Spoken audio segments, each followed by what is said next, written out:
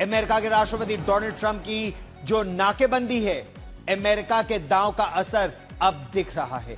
एक तरफ ईरान के विदेश मंत्री सैयद अब्बास अरागची कभी पाकिस्तान तो कभी ओमान, कभी रूस और फिर बाद में एक बार फिर पाकिस्तान लौट रहे हैं, तो दूसरी तरफ राष्ट्रपति डोनाल्ड ट्रंप ना तो अपनी टीम भेज रहे हैं और ना ही ईरान के प्रस्ताव पर अपना रुख वो साफ कर रहे हैं।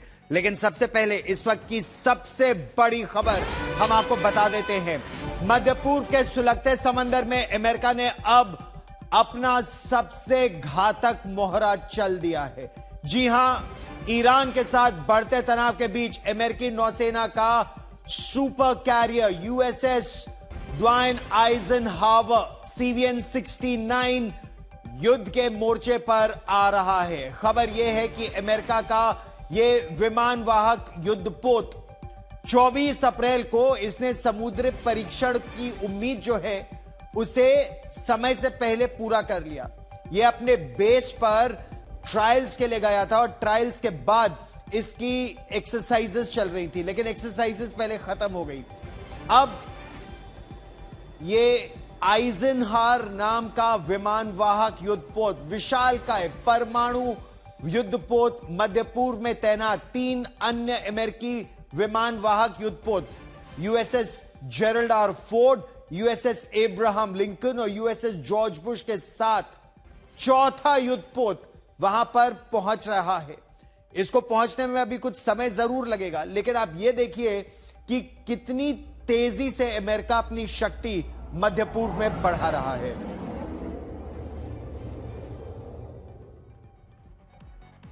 2003 के खाड़ी युद्ध के बाद इतनी ज्यादा शक्ति अमेरिका ने इस क्षेत्र में पहले कभी नहीं रखी थी। 2003 के बाद अब 2026 में 4 एयरक्राफ्ट कैरियर स्ट्राइक ग्रुप्स कुछ समय बाद एक साथ यहां पर अरब सागर या हिंद महासागर के क्षेत्र में होंगे और फारस की खाड़ी पर उनकी नजर होगी।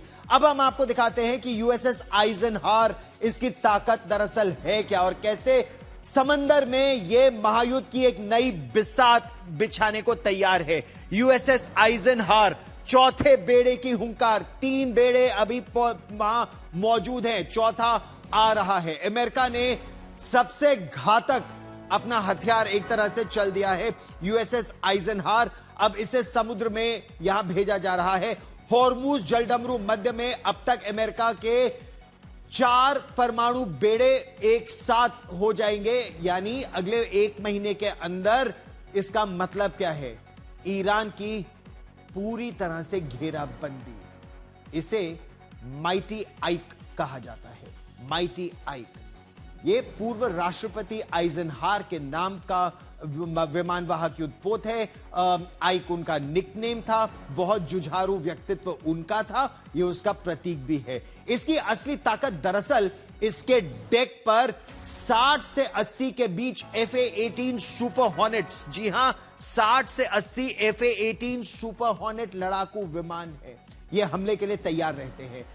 बमबारी के लिए इसमें जो ग्राउलर विमान है, अच्छा उसके अलावा बमबारी के साथ साथ संचार तंत्र और रेडार, दुश्मन के पल भर में ये EA-18G जो ग्राउलर्स हैं, ये दुश्मन के पूरे कम्युनिकेशन सिस्टम को ठप कर सकते हैं।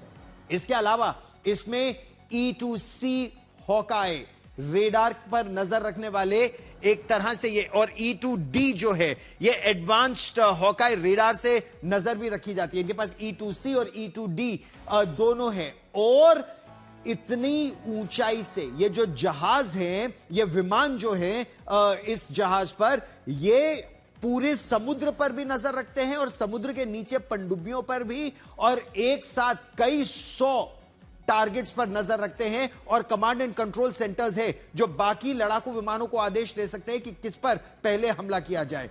आसमान से समंदर तक की पहरेदारी। उसके अलावा MH-60R, MH-60 रोमियो, सीहोक हेलीकॉप्टर, पानी के सतह के नीचे छिपी दुश्मन की जो पनडुब्बियां हैं उसका यह काल है। इसकी सुरक्षा ऐसी कि दुश्मन का हर हवाई हमला ये MH-60 रोमियोज जो है अत्याधुनिक। अच्छा, इसके अलावा इसके साथ जो 3 डिस्ट्रॉयर्स साथ चलते हैं, आर्ले बर्ग क्लास डिस्ट्रॉयर जिसे कहा जाता है, 3 आर्ले बर्ग क्लास डिस्ट्रॉयर्स इसके साथ चलते हैं, एक सुपर टैंकर इसके साथ चलता है, इसकी अपनी परमाणु पनडुब्बी इसके साथ चलती है। तो एक पूरा सुरक्षा का घेरा, एक बबल ये अपने आसपास बनाकर चलता है और मिसाइल डिस्ट्रॉयर्स और क्रूजर्स का स्ट्राइक ग्रुप एक साथ हमला बोलने के लिए तैयार है। अच्छा, जो प्रेसिडेंट आइजनहावर के नाम पर यह चौथा एयरक्राफ्ट कैरियर स्ट्राइक ग्रुप है, CVN-69, दो न्यूक्लियर रिएक्टर्स की वजह से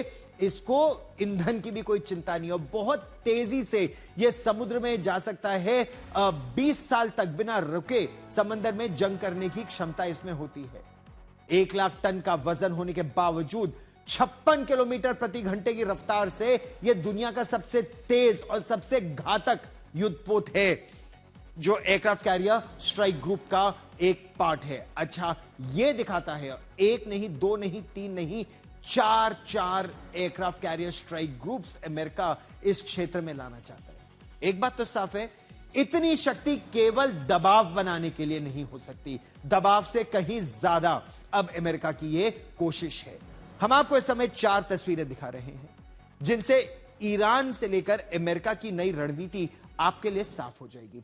हॉर्मुज में अमेरिका की जो नाकेबंदी है उसका दबाव ईरान पर लगातार बढ़ता जा रहा है, और यही वजह है कि ईरान के विदेश मंत्री सैयद अब्बास अराक्ची पहले पाकिस्तान गए, फिर पाकिस्तान से वो ओमान पहुंचे, फिर पाकिस्तान आए, फिर पाकिस्तान से वो रूस गए, रूस के राष्ट्रपति व्लादिमीर पुतिन से उन्होंने मुलाकात की। अराक्ची लगातार तमाम देशों के दौरे कर रहे हैं, और दूसरी तरफ वो अमेरिका के राष्ट्रपति डोनाल्ड ट्रंप को हॉर्मुज खुलवाने के लिए जो एक समय डोनाल्ड ट्रंप बहुत उतावले थे, परेशान थे, इस समय बिल्कुल चुपचाप है।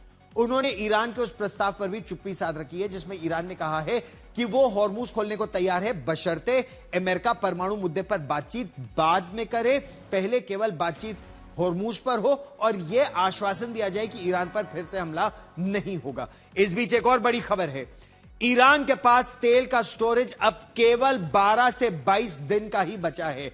अगर यह स्टोरेज भी भर गई, क्योंकि ईरान के जहाजों को अमेरिका निकलने नहीं दे रहा है, नाकेबंदी करके रखी है, अगर 12 से 22 दिन तक इसका कोई समाधान नहीं निकला तो उसे तेल या तो समंदर में बहाना पड़ेगा या फिर उन कुओं को बंद करना पड़ेगा, और ऐसा करना ईरान के लिए अरबों डॉलर का परमानेंट नुकसान होगा। इसके अलावा ईरान के लिए संकट की एक और खबर यह भी है कि अगर हॉर्मुज की नाकेबंदी जारी रही तो आर्थिक बदहाली से परेशान जनता एक बार फिर विद्रोह कर सकती है, जो अमेरिका की कोशिश भी है। और यही वजह है कि अमेरिका के राष्ट्रपति डोनाल्ड ट्रंप अब इस बात का इंतजार कर रहे हैं कि ईरान कब झुकता है और कब बातचीत के लिए मान जाता है अमेरिका की शर्तों पर। दूसरी तरफ हॉर्मुज को खुलवाने के लिए सैयद अब्बास अराक्ची कूटनीतिक भागदौड़ लगातार कर भी रहे हैं।